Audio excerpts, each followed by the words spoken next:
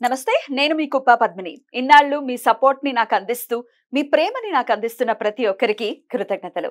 ఇప్పుడు చూడబోతున్న ఈ వీడియో కూడా ఖచ్చితంగా మీకు ఉపయోగపడుతుంది. లైక్, షేర్ అండ్ సబ్స్క్రైబ్ చేసి మీ ఇష్టాన్ని అలాగే మీ సపోర్ట్ ని నాకు అందించండి. అలాగే ఈ వీడియో పట్ల మీ అభిప్రాయాన్ని కమెంట్ సెక్షన్ లో కమెంట్ చేసి నాకు తెలియజేయండి. నమస్తే. సూర్యోస్మి.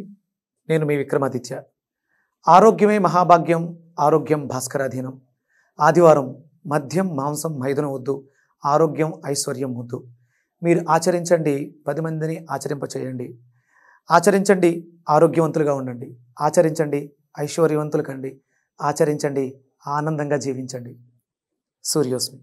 నమస్తే, వెల్కమ్ టు అవర్ ఛానల్. నేను పద్మిని. ప్రస్తుతంతో పాటు ప్రముఖ ఆధ్యాత్మికవేత్త, సూర్యోపాసకులు, sun spiritual society founder Vikramaditya గారు ఉన్నారు. మాట్లాడదాం. సార్ నమస్తే. సార్ సూర్యోస్మి తల్లి, ముందుగా మీకు మహా సుదర్శన జయంతి శుభాకాంక్షలు. మీకు కూడా సుదర్శన జయంతి శుభాకాంక్షలు. దీర్ఘాయుష్మాన్ భవ, దీర్ఘ సుమంగళి భవ, ఆరోగ్యం వస్తు. Thank you so much. సుదర్శనుడి గురించి మాట్లాడుకోవటం అంటే మనసు పులకించిపోతుంది ఖచ్చితంగా. ఎందుకంటే ఎప్పుడు స్వామితో ఉంటుంది కదా, మరి ఎంత అదృష్టం. స్వామితోటే ఉంటుంది. స్వామికి ఆగ్రహం వచ్చినప్పుడు వెళ్ళినప్పటికీ తనతోటే ఉండటం, తన చుట్టూ తాను పరిభ్రమిస్తూ ఉండటం సుదర్శనుడు. అసలు విష్ణుమూర్తికి ఇంకొక పేరు అని కూడా చెప్తుంటారు కదా సుదర్శనుడికి. సుదర్శన హోమాలు కూడా వైభవంగా చేస్తుంటారు కదా సార్. మీరు ఎప్పుడైనా సుదర్శన యంత్రాన్ని చూసారా? చూడలేదు, కానీ హోమం చేసేటప్పుడు వేస్తారు కదా, అది చూసాను. అమ్మో ఎంత పెద్దగా, అయ్య బాబోయ్. అదే అంటే అది ముగ్గుతోటి మనం అదేంటిది ఆవాహన చేయడానికి, మండపారాధన చేయడానికి వేస్తాం.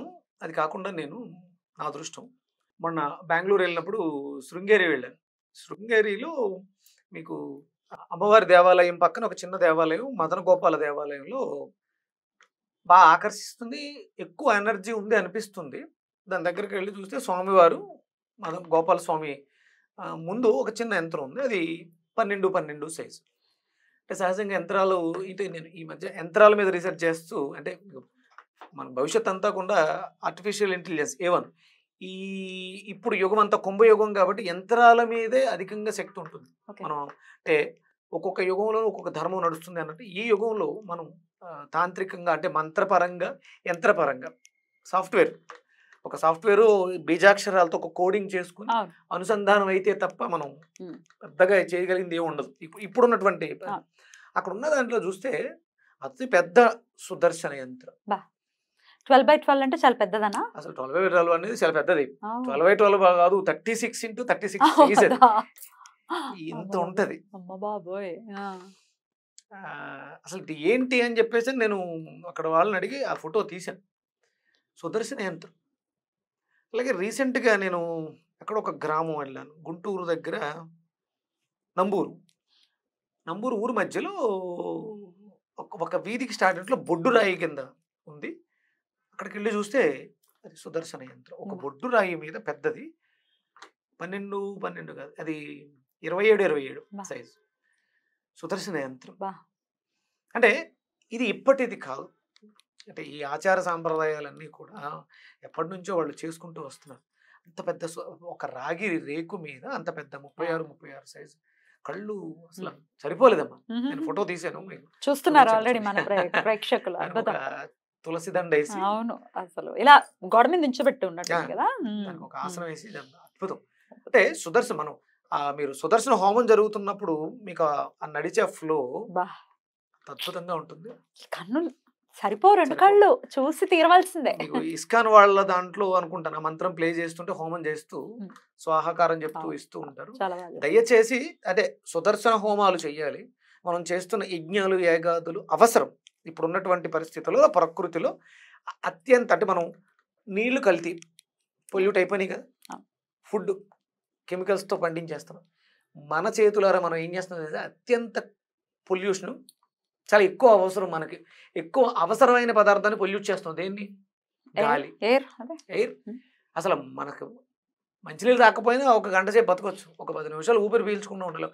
దాన్ని మనం పొల్యూట్ చేస్తాం. అంటే ఎందుకు మాట్లాడుతున్నానంటే, మనకు బయట ఎక్కడో దొరికే ప్యాకెట్ ఆవు నేతులతో నువ్వు హవిస్ ఇచ్చేస్తే, హోమం చేసేస్తే పనికిరావు. గంగి గోవు పాలు గరిటెడైన చాలు అన్నట్టు ఒక స్పూన్ దేశవాళీ ఆవు నెయ్యిని నువ్వు మంత్రంతో అనుసంధానం చేసి హవిసిస్తే అది 1 టన్ను ఆక్సిజన్ ఇస్తుంది. ఆ ప్రయత్నం చేయాలి. ఆ ప్రయత్నం చేయాలి. ఇప్పుడు అంటే విపరీతంగా భక్తి పెరిగిందమ్మా. ఇంతకు ముందు అన్నడు లేనంత ఎక్కువగా వారాహి నవరాత్రులు విపరీతంగా చేశారు. దేంతో చేశారు చూడండి. ఎక్కడున్నాయి అన్ని ఆవులు, ఎక్కడి నుంచి వచ్చేసింది అంత ఆవు నెయ్యి? ఏం చేసాం మనం? చెయ్యండి, శాస్త్రబద్ధంగా చెయ్యండి. అందరూ అవసరం చెయ్యాలి. ముందు నీడేంటి మనకి? గాలి, గోమాత. నువ్వు యజ్ఞం చేయడానికి కావాల్సింది ఆవు నెయ్యి కదమ్మా. ఆ ప్రాంతాన్ని శుద్ధి చేయడానికి ఆవు పేడతో అలకాలి. దాని మీద మనం ఆ హోమగుండాన్ని నిర్మించాలి. దాంట్లో కొంచెం మంత్రోచ్చారణ బాగా వచ్చినటువంటి బ్రహ్మను పెట్టుకుని మంత్రాన్ని ఉచ్చరిస్తూ సుదర్శన హోమం చేయాలి. హోమాలు చేస్తున్నాం, పాడు చేస్తున్నాం. కరెక్ట్. అయితే ఈ హోమం ప్రత్యేకించి సుదర్శన హోమం గురించి మాట్లాడుకుంటే కొంత అది కొంచెం డబ్బులు ఖర్చు అయ్యే పనే కదా, కొంచెం కాస్ట్లీ. ఎందుకంటే ఆ క్రతువు అట్లాంటిది, అంత పెద్దది. ఉగ్రం వీరం మహావిష్ణుం జ్వలంతం సర్వతోముఖం. అస్సలు జరుగుతూ ఉంటే జన్మధన్యమా. నేను ప్రతిరోజు పెడతా, నేను కూడా. చాలా అద్భుతంగా ఉంటది ఆ వైబ్రేషన్స్, ఫ్రీక్వెన్సీస్. మనకి అంత శక్తి మంత్రాలు ఇవ్వబడింది. ఎప్పుడు జన్మకో శివరాత్రి లాగా ఖచ్చితంగా ఒకసారి చేసుకునేటటువంటి ప్రయత్నం చేయాలి. ఎన్నో ఖర్చులు చేసేస్తున్నాం, కొంచెం దాచుకునైనా ఒక్కసారి జీవిత పర్యంతంలో ఒకసారి చేయించుకోవాలి. సరే, అయితే ఇప్పుడు చేయించుకునే పరిస్థితి కాదండి, మరి ఈ సుదర్శన జయంతిని ఎలాగా మేము వినియోగించుకోవాలి అనేది ఒకసారి చెప్పండి. అమ్మా, ఇప్పుడు నా పుట్టినరోజు నేను ఎలా సెలబ్రేట్ చేస్తాను? ఇది దేవదేవుడి పుట్టినరోజు కదా, సెలబ్రేట్ చెయ్యాలి మనం. ఇప్పుడు అంటే నా పుట్టినరోజు చేసుకుంటున్నప్పుడు చాగంటి కోటేశ్వరరావు గారు చెప్పారు, నీకు జన్మనిచ్చినందుకు ఆవిడ పునర్జన్మని పొందింది కాబట్టి తల్లికి కూడా నువ్వు జన్మదినాన్ని చెయ్యి. అలాగే దేవదేవుడి జన్మదినం కదా, దేవదేవుడికి మనం ఏం ఇవ్వాలి? ఎవరైతే ఇప్పుడు ఆబాల గోపాలం, ఆయన ఎక్కడున్నాడు? ఇందుగలడందు లేడు సందేహం అందు, ఎందెందు వెతుకుని అందెందుగలవు. ఆయనకి మనం పెట్టలేము. అందుకని మనతో ఉన్న వాళ్ళలో అవసరమైన వాళ్ళకి సేవ చేయటమే మానవ సేవ, మాధవ సేవ, మాధవుడి యొక్క సేవ. ఇది అందరి పుట్టినరోజు కింద మనం సెలబ్రేట్ చేయాలి. అంటే ఆ నామాన్ని ఉచ్చరిస్తూ మనం పట్టుకునే పదార్థం శక్తివంతం అవుతుంది. దాన్ని ప్రసాదం కింద ఇవ్వడం ద్వారా ఇప్పుడు ఆ జీవితం ఎందుకు వచ్చింది? దేన స్థితిలో ఉన్నాడు ఆ వ్యక్తి, లేకపోతే ఇంకొకళ్ళు ఎవరో అర్జించే స్థితిలో ఉన్నాడు, మనం ఇస్తే తీసుకునే స్థితిలో ఉన్నాడు. వాడికి మోక్షం రావాలంటే దాన్ని మనం మంత్రోక్తంతో ఒక ప్రసాదాన్ని తీసుకుని ఒక దేవాలయానికి వెళ్ళి స్వామికి సమర్పించి దాన్ని ప్రసాదంగా, ఇది దేవదేవుడు పుట్టినరోజు కాబట్టి ప్రసాద వితరణ చేయమంటారు. ప్రసాద వితరణ చేయాలి. ఏ ప్రసాదం చేయమంటారు? తోచింది ఎందుకు? భగవంతుడికి ఏమి ఇష్టం? అదే ఇష్టమే. నేతితో తయారు చేసినటువంటి తీపి పదార్థాన్ని, మనకి లడ్డు, బూందీ లడ్డు, బెల్లంతో చేసిన బూందీ లడ్డు నేతితో ఇస్తే అది ముక్తి మోక్షం రెండు ఇవ్వాలి. వాళ్ళకి ఆరోగ్యాన్ని కూడా, మనం ఏదో పంచదారతో తయారు చేసిన స్వీట్ ఇస్తే ఎసిడిటీ వస్తుంది, రేపు పొద్దున తిట్టుకుంటాడు. భగవంతుడికి ఏదైతే సమర్పించగలమో దాన్ని, పళ్ళు భగవంతుడికి సమర్పించడం, ఆ పళ్ళని తీసుకెళ్ళి మనం ఇవ్వటం. ఇంకా మానవ సేవ కన్నా ఇంకా అన్న సేవ ఏముంటుందమ్మా. ఇప్పుడు దొరుకుతున్నటువంటి సీజన్లో ఉన్నటువంటి ఫ్రూట్స్ని, పళ్ళని వాళ్ళకి వితరణ చేయడం. అంటే పని కట్టుకుని కంపల్సరీ ఆ రోజును పురస్కరించుకుని మనం దేవాలయాలకు వెళ్ళాలి. అంటే మన హిందూ సాంప్రదాయం, సనాతన సాంప్రదాయం, దేవాలయాలు. ఇప్పుడు మనకి డబ్బు అవసరం, ఎక్కడికి వెళ్తున్నాం? ఏటీఎం కౌంటర్కి వెళ్తున్నాం. పూర్వం డబ్బు అవసరం అయితే దేవాలయాలకు వెళ్ళాం. మన దేవాలయాలు బ్యాంకులతో సమానం. ఇప్పుడు రేపు ఓపెన్ కాబోతున్నాయి. పూరి జగన్నాథుడిలో గుడిలో ఉన్నటువంటి భాండాగారం, డోర్ ఓపెన్ చేస్తున్నాం బాబాయ్. కాబట్టి ఇవన్నీ మనం, అంటే ఇవన్నీ మనం గుర్తు చేసుకోవాలి, దానికి తగ్గట్టుగా ఆచరణ చెయ్యాలి. ఇది 10 మందికి అందివ్వాలి ఆనందాన్ని.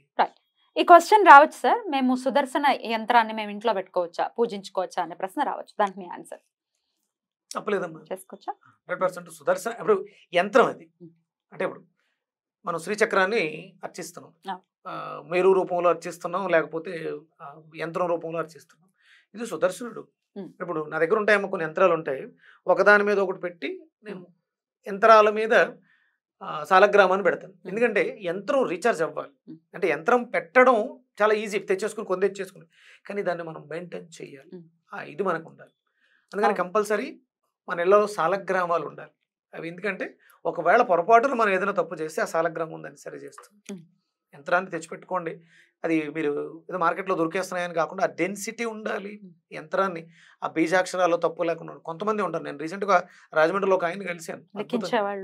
చాలా చాలా అద్భుతంగా యంత్రాలను ఆయన చేస్తున్నాడు. మీకు నేను చూపిస్తాను. ఎంత కాస్ట్ అవుతుంది సార్ జనరల్ గా సుదర్శన యంత్రం?